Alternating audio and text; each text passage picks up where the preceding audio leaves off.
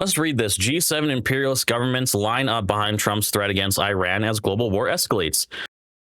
And here's a picture of all of the leaders or the, ministers,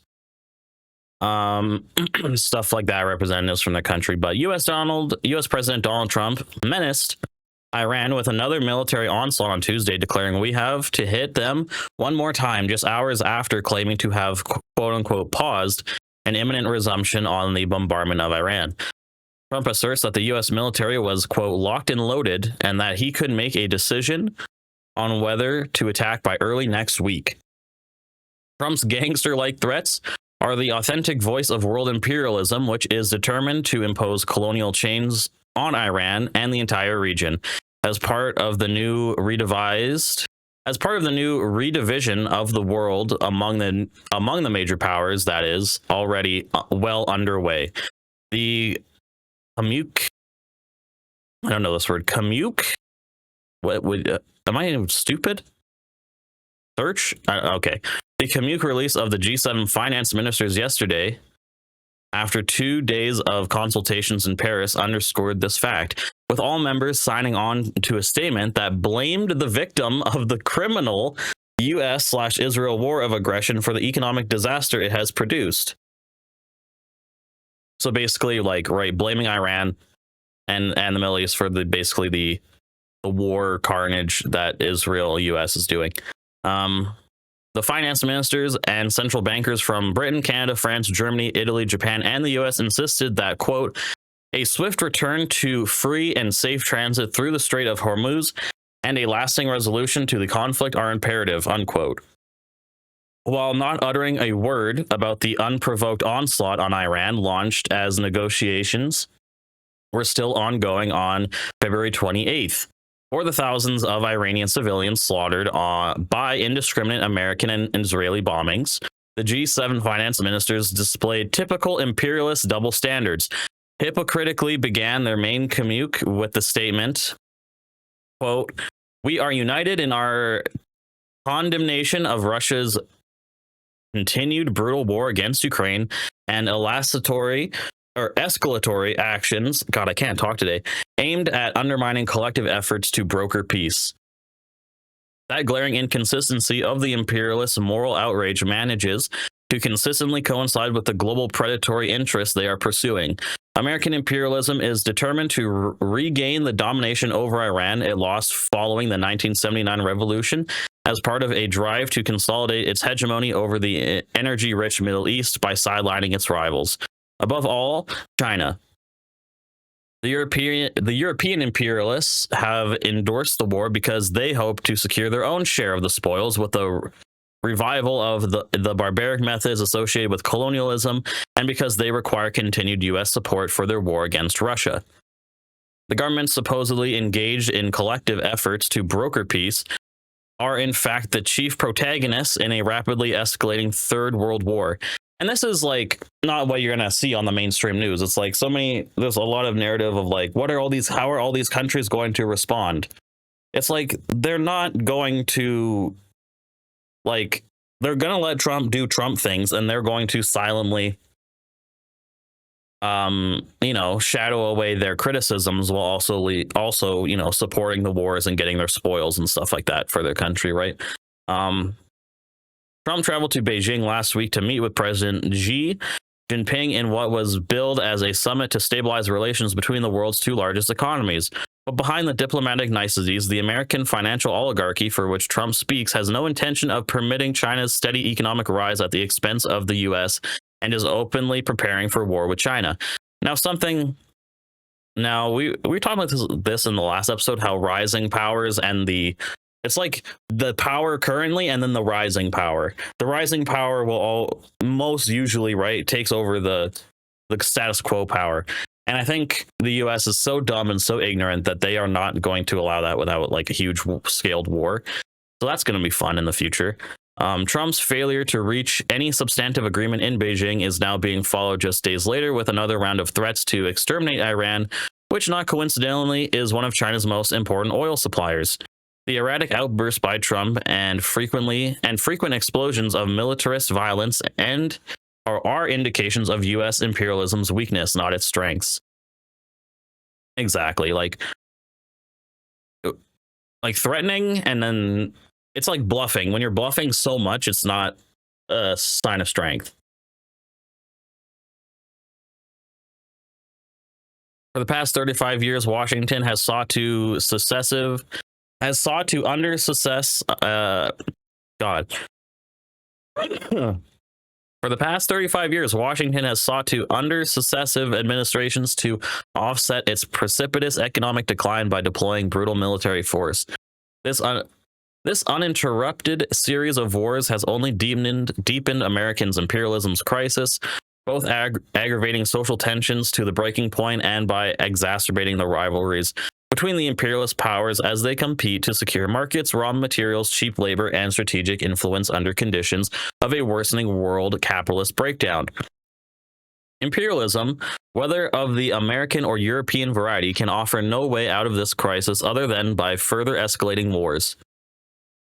Trump's threats to resume war on Iran have been punctuated with discussions on whether he will order an invasion of Cuba, which the White House is now absurdly accusing of playing host to Iranian military advisors and possessing 300 drones supplied by Russia and Iran. Military operations on the Caribbean island aimed at toppling the Castroite regime would mark the second U.S.-led regime change operation in Latin America in less than 6 months, following January's invasion of Venezuela to abduct President Maduro and try him as a common criminal in the New York courtroom.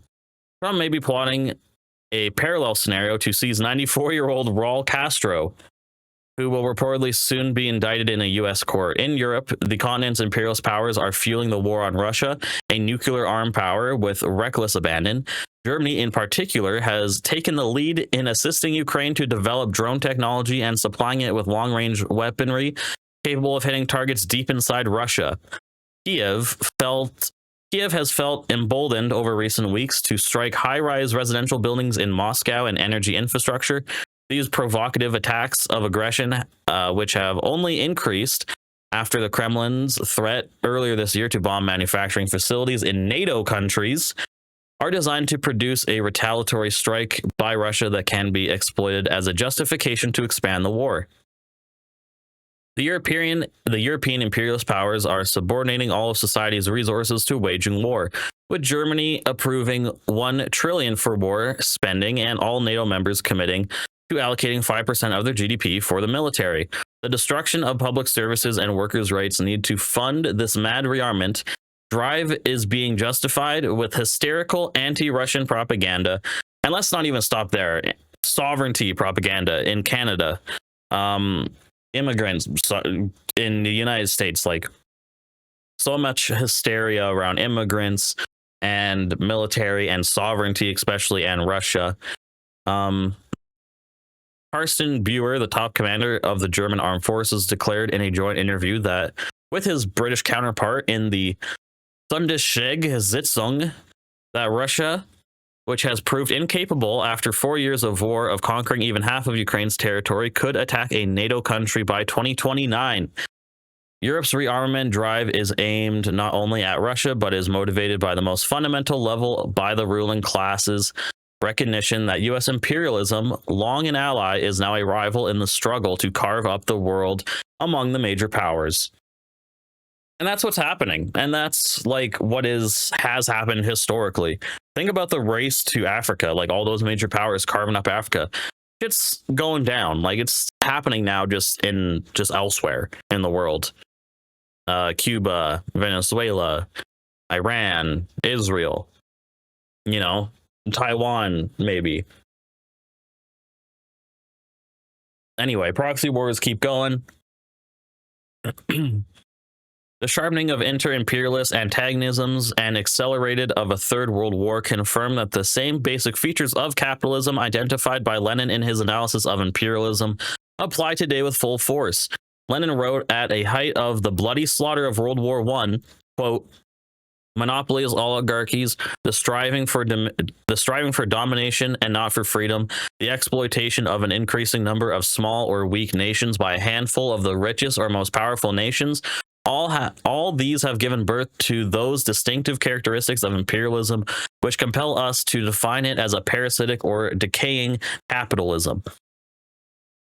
And that is what we have now.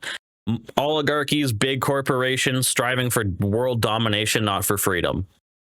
Is that not exactly what we have now? A handful of the richest or most powerful nations.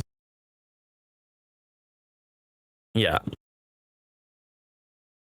This understanding was central to Lenin's conception of the epoch as one of wars and revolution, i.e., not only a period of imperialist reaction, but one in which crisis-ridden capitalism has created the objective conditions for the working class to offer a socialist road out of the impasse. The same capitalist contradictions propelling all of the imperialist powers to engage in world war are driving the only social force that can stop this catastrophe into struggle. The international working class. The U.S. instigated war on Iran has already, within less than 3 months, triggered sharp spikes in energy, fuel, and food prices. Strikes and protests have involved workers across continents, from the ongoing national strikes against price rises in Kenya and Bolivia to Monday's one-day national strike that hit wide swaths of the Italian economy against the war and the Gaza genocide. The intensification of the class struggle demonstrates the urgency of the fight to build an international anti-war movement on the basis of a revolutionary or socialist program.